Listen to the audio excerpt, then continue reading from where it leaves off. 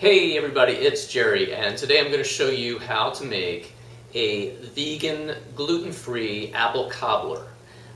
This is not too much work, and it'll be really worth it because it tastes really good. So the first thing that we're going to start with is we're going to make the dough, and we have a half a cup of soy-free Earth Balance. That's vegan butter, not non-dairy butter, and we're just going to cream that and soften that a little bit with a fork. It's already fairly soft. And then we're going to add to that 2 tablespoons of sugar. And this is raw cane sugar. And then just cream that together with the butter.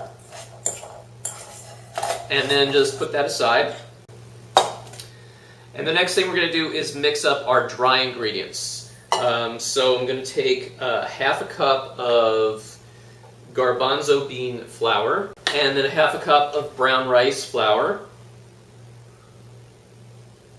and then a tablespoon of coconut flour. This is optional, but I just like it because it just adds a little bit of extra flavor and sweetness.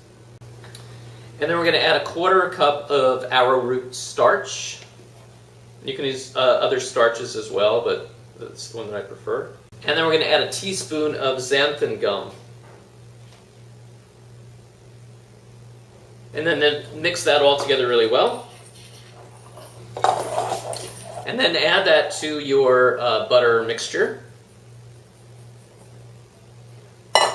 And mix that together really well. Then we're going to just make a well in the center of that and add to that a quarter cup of water. Now you may want to add a little bit more depending on the consistency, but you want to get this, it should be fairly wet consistency. And then just really stir this really vigorously.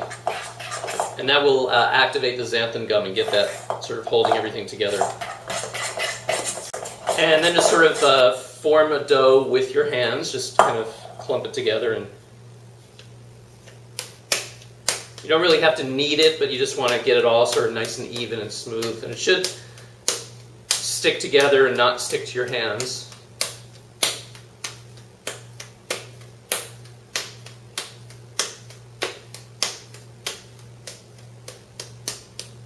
And then just put that back in the bowl and leave it in the refrigerator for about 30 minutes. And then we'll come back and roll out our dough. We're not going to roll it out, but I'll show you what we're going to do. We're going to make our dough. And so we'll see you back in 30 minutes. Okay, so it's been 30 minutes and we're back and ready to form the dough. So we have our chilled dough from the refrigerator. I'm going to take half of it and put half of it back in the refrigerator, and that's going to be our top part of the cobbler. Alright, so we have our half of the dough. Just sort of form that into a ball. I have a square pan here which has been pre-sprayed with oil so that it won't stick. And what we're going to do is just kind of press this into the pan and spread it out along the bottom and about halfway up the sides. So it should be soft enough to just kind of press with your hands, so we don't really need to actually roll it.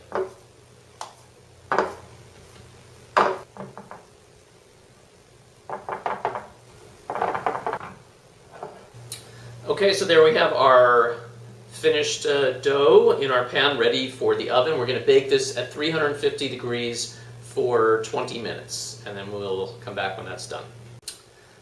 Okay, so we're back and we have our finished crust that's been baked.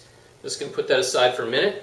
And what I've got here is a pot, and I've taken 2 just medium-sized apples, peeled, cored, and chopped them. So I have a pot with that. I'm going to add to that 1/3 cup of maple syrup.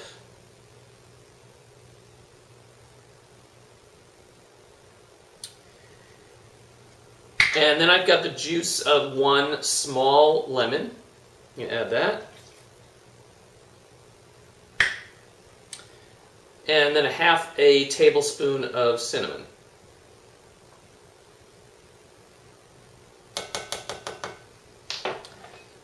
And so mix that all up really well. And then we're going to cook that over just low heat until the apples get a little bit soft. So, maybe 10 or 15 minutes, just until they get nice and soft. And then we'll come back. All right, so we now have our cooked apple mixture, and we're just going to put that into the crust that we baked. Just sort of spread it out evenly. All right, and we're just going to put that aside for a minute.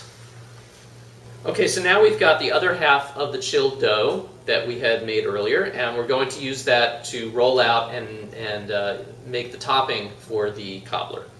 So what I've got here is a piece of wax paper, and I'm going to take some of the arrowroot starch and sprinkle it on the wax paper, just like you would flour a board to roll out dough. Make sure you've got lots of the starch so it doesn't stick.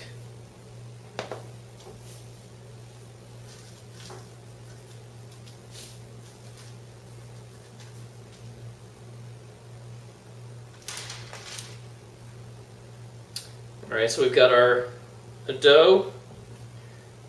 Push that in the middle and flatten that out with your hand.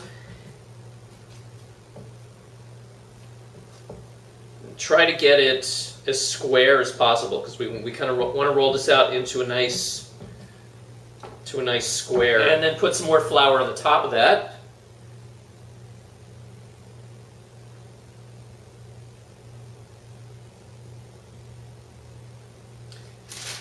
And take another piece of wax paper on the top, and then we're going to roll that out with the rolling pin. You want that just a little bit bigger than the size of the pan. So then carefully remove the top wax paper.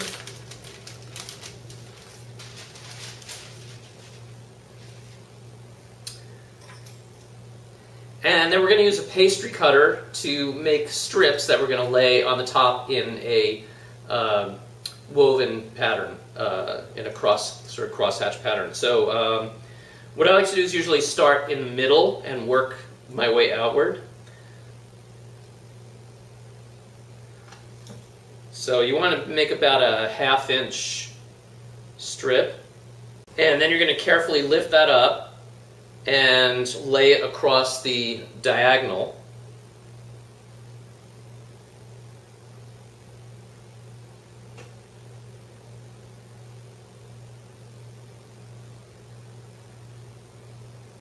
And then you're going to make another strip and go in the opposite direction.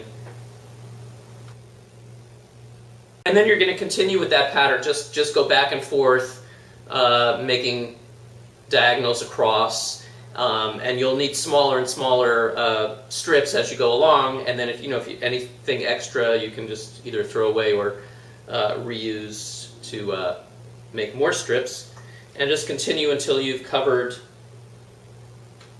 the entire area that way.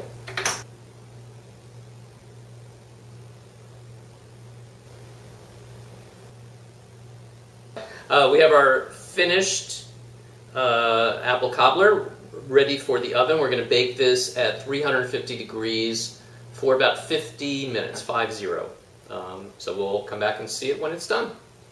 All right, so here we have the finished cobbler, and it's ready to eat. We just cool it a little bit, and I recommend serving it with some coconut milk ice cream, vegan ice cream, and you'll be in heaven, I promise.